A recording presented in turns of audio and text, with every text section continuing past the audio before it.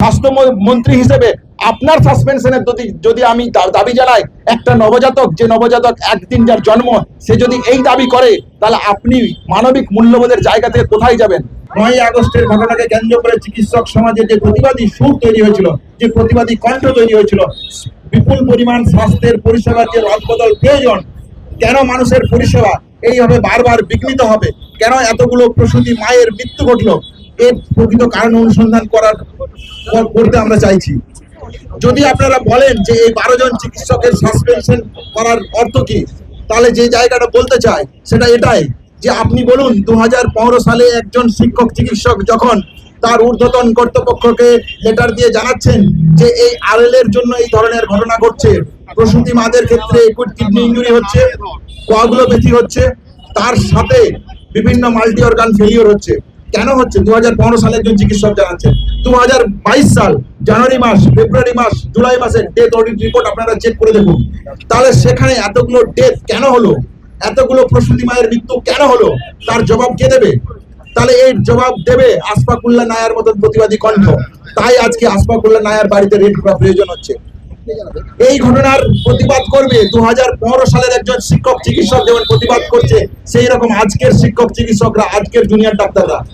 তাহলে প্রকৃত কারণকে না জেনে, প্রকৃত কারণকে অনুসন্ধান না করে শিক্ষক চিকিৎসকদের ঘাড়ে দায় চাপিয়ে দাও।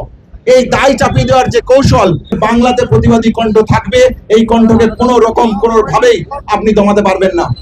চিকিৎসকের যে 12 জন সাসপেনশন নিয়ে, সেই সাসপেনশন নিয়ে বলতে চাই যে 2015 সালে যখন এই ধরনের রোগীদের মৃত্যু হচ্ছিল, আমরা যখন জানিয়েছিলাম, 2022 সাল 23 সালে যখন RG Kar medical college, national medical college, Kolkata medical college, Sagar Dutta medical college, Imambara hospital, Barasat হসপিটালে যখন এই রকম রোগী মৃত্যুর ঘটনা ঘটছে, যখন সেইখানকার তৎকালীন ঊর্ধ্বতন কর্তৃপক্ষকে জানানো হচ্ছে, স্বাস্থ্য ভবনের কাছে সমস্ত ডেট অডিট আসছে, তারপরেও তাদের দিক থেকে সুনির্দিষ্ট পদক্ষেপ নেওয়া হলো না কেন? তাহলে সেই দিনের গাফিলতির দায় কার? সেই দিনের স্বাস্থ্য ভবন তার কি কোনো সদুত্তর দিতে পারবে? আমরা যদি আজকে বলি আপনি স্বাস্থ্যমন্ত্রী হিসেবে এই দায়কে আপনি এড়াতে পারেন, আজকে যদি আপনার সাসপেনশন আমরা দাবি করি, সেই দায় কি খুব অনৈতিক দায় হবে? তাহলে 2015 সালে যারা মারা গেলেন প্রসূতি মা, তার দায় কার? 2022 সাল, 2023 সাল, বিগত 2-3 বছর ধরে বিভিন্ন হসপিটালে যে প্রসূতি মৃত্যু ঘটছে, তার দায় কার? Same pattern of death. তাহলে এই সেম প্যাটার্ন অফ ডেথের দায়িত্ব কার? তাহলে স্বাস্থ্যমন্ত্রী হিসেবে আপনার সাসপেনশনের যদি আমি দাবি জানাই, একটা নবজাতক একদিন যার জন্ম, সে যদি এই দাবি করে, তাহলে আপনি মানবিক মূল্যবোধের জায়গা থেকে কোথায় যাবেন? তাহলে এই ধরনের অপদার্থতার জায়গা তৈরি করবেন না। বাংলার মানুষের, প্রতিটি মানুষের সুস্পষ্ট চিকিৎসা পাওয়ার অধিকার আছে।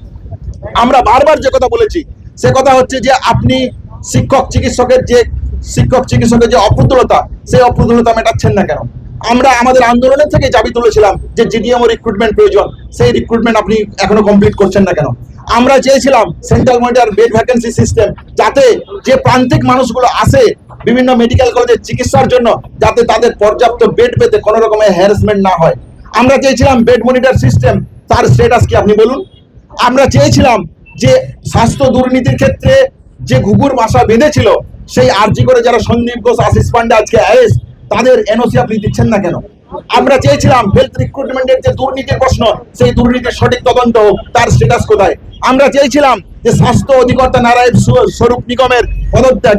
আমরা বলেছিলাম যে কেন এই মানুষটার এই জায়গার থাকা অধিকার নেই। তাহলে আজকে এই যে ম্যাটারনাল মর্টালিটি ডেথ, আমাদের আন্দোলনের যে দাবি, সেই দাবির প্রাসঙ্গিকতা আজকে আবার প্রমাণিত হলো।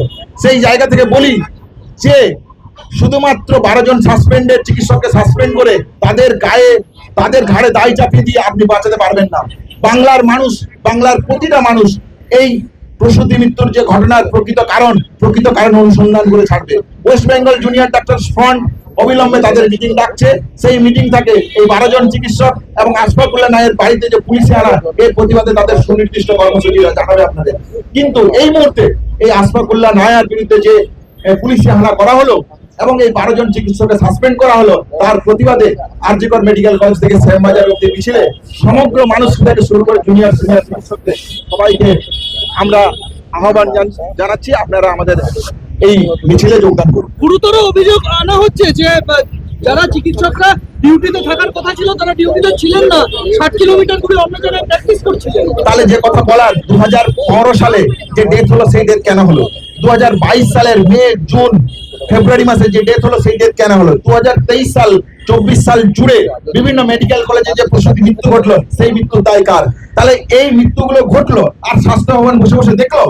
আমরা আমাদের ঊর্ধ্বতন কর্তৃপক্ষের কাছে সমস্ত মর্মে সমস্ত রিপোর্ট আমরা রেখেছি, তারপরে আপনার দিক থেকে কি চলে আসছে? আচ্ছা, আমি ধরেই নিলাম যদি তারা থাকা না থাকার প্রশ্নই যদি আপনি বলেন, তাহলে আপনি এই কথা বলুন যে আরএল আপনি ব্যান করলেন কেন? আরএল স্যালাইন আপনি পশ্চিমবঙ্গ ফার্মাসিউটিক্যাল কোম্পানি তুলে নিলেন কেন? মেডিকেল মতন জীবনদায়ী ওষুধ তুলে নিলেন কেন? ডেক্সোজের মতন ওষুধ তুলে নিলেন কেন? প্যারাসিটামলের মতন ওষুধ তুলে নিলেন কেন? লিভোফ্লক্সাসিনের মতন ওষুধ তুলে নিলেন কেন? এর জবাব দিন। তাহলে আপনি কাকে আড়াল করতে চাইছেন সেই প্রশ্নটা আপনারা সরাসরি আপনার কাছে রাখতে চাই। জুনিয়র চিকিৎসক ডাক্তাররা এই 12 জন সাসপেন্ডেড চিকিৎসকের জায়গা এবং আশরাফুল্লাহ নায়ের বাড়িতে পুলিশে আনার বিরুদ্ধে যে রাষ্ট্রীয় ষড়যন্ত্র থেকে এই ষড়যন্ত্রকে তীব্র ধিক্কার জানায়, সেই ধিক্কার থেকে আজকের এই বিষয়।